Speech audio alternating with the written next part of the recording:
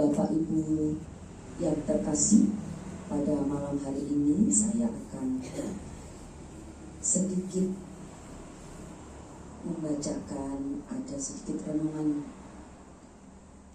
berdasarkan dari Injil Matius bab 13 ayat 47 sampai dengan 53. Pukat adalah sejenis jaring besar yang digunakan oleh nelayan untuk menangkap ikan dalam jumlah yang banyak. Sekali lagi, pukat adalah sejenis jaring yang besar yang digunakan oleh nelayan untuk menangkap ikan dalam jumlah banyak. Pukat itu biasanya dilempar ke laut lepas dan dibiarkan beberapa waktu sebelum ditarik kembali, sehingga menangkap berbagai jenis ikan, baik yang berharga maupun ikan yang tidak berguna atau kacangan. Dalam Injil hari ini, Yesus menggunakan pukat untuk menggambarkan kerajaan surga. Jadi pukat dalam Injil ini untuk menggambarkan kerajaan surga. Seperti pukat yang menangkap semua jenis ikan, demikian pula kerajaan Allah mengumpulkan banyak orang. Namun pada akhirnya akan ada pemisahan. Yang baik akan disimpan, sedangkan yang buruk akan dibuang. Atau yang baik akan disimpan, dijual dengan harga yang mahal, sedangkan yang buruk akan dijual dengan harga yang sangat murah, bahkan mungkin diobral. Ini melambangkan penghakiman terakhir, di mana orang benar dan orang jahat akan dipisahkan. Perumpamaan ini juga mengingatkan kita untuk memilih dan memilah segala sesuatu dalam kehidupan kita. Karena hidup itu adalah pilihan. Hidup itu adalah sebuah pilihan dan butuh pertanggungjawaban.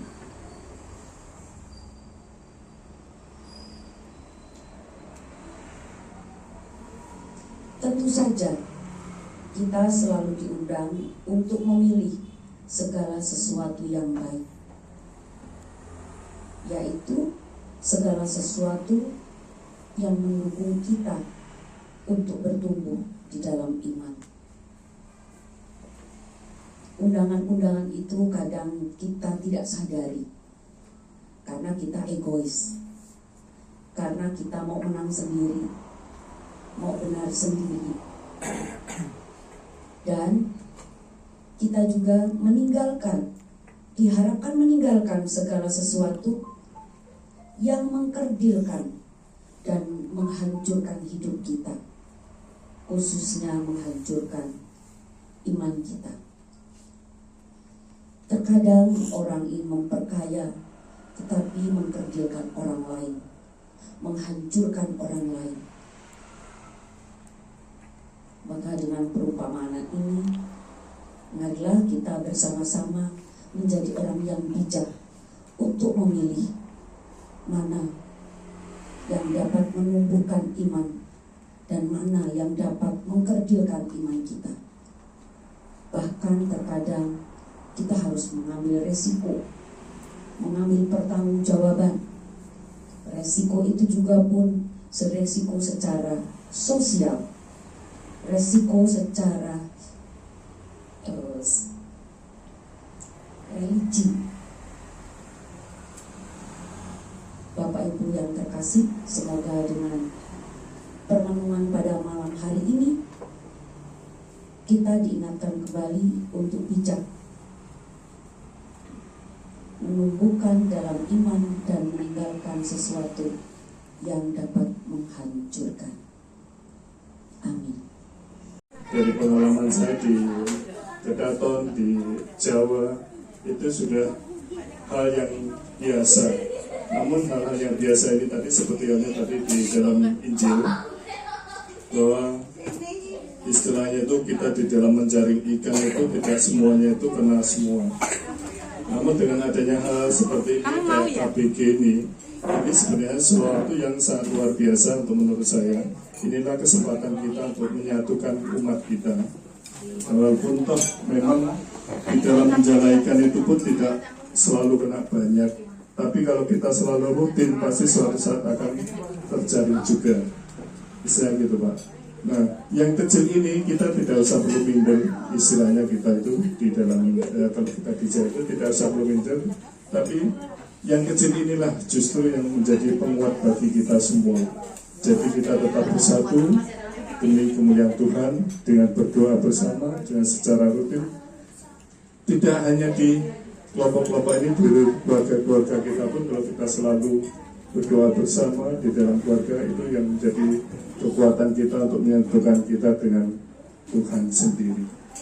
Kita jangan khawatir Bapak Ibu, jangan usah minta dengan sedikitnya kelompok kita, namun asal kita tetap bersatu bersama-sama, istilah kita itu guyub rukun, itulah sumber kekuatan kita untuk memuliakan Tuhan.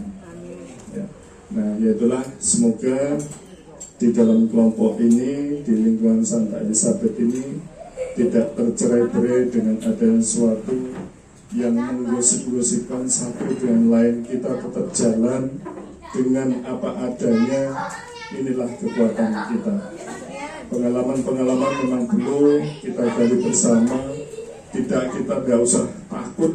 Kita sedikit, justru yang sedikit ini yang menjadi sumber kekuatan untuk kita semua. Asal kita tetap saling guyub rukun dan bersatu. Itu Pak. Saya rasa, ya moga Bapak Ibu di samping dicari ya. Kemungkinan di lingkungan kita ini sekarang udah berapa kakak Pak Wisnu? Dari zamannya Pak Wisnu dulu. 80 kakak dulu seingat saya. 79 kali 2 udah berapa Pak? Kali 2 keluarga belum anak-anaknya. Itu udah mungkin udah 200-an ya jiwanya. Memang Pak, untuk hidup gereja ini, kalau kita ini sudah besar, mau memisahkan itu memang gak sulit. Sulitnya dengan adanya ketakutan dengan adanya tugas. Bahkan itu sebenarnya kalau kita mau maju, itulah untuk perkembangan gereja kita sendiri sih sebenarnya. Banyak di dimanapun itu harus tetap ada pemetaan ulang bagaimana kita untuk pemekaran. Memang sulit, awalnya sulit, tapi sudah berjalan. Contoh kita dulu Pak Herjunang, ketika kita almarhum dulu mempersatukan umat di Elizabeth ini, ya cuma berapa itu 16 kakak ya Pak, 16 kakak seingat saya itu, ya 18 ya. Jadi sekarang 60 dan 75. Ini waktunya sih sebenarnya paroki Andreas ya kita ya, Santo Andreas ini udah waktunya pemekaran kembali seharusnya. Ya. Lupa dia sama parokinya. Satu yang serasa ya. Ini udah waktunya sebenarnya sih.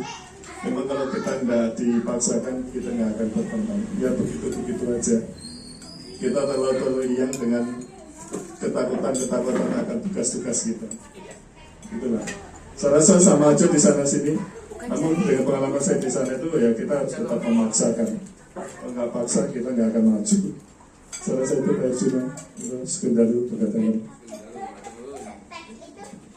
Terima kasih Mas Supri atas masukan, pendapat, pengalaman dan lain sebagainya.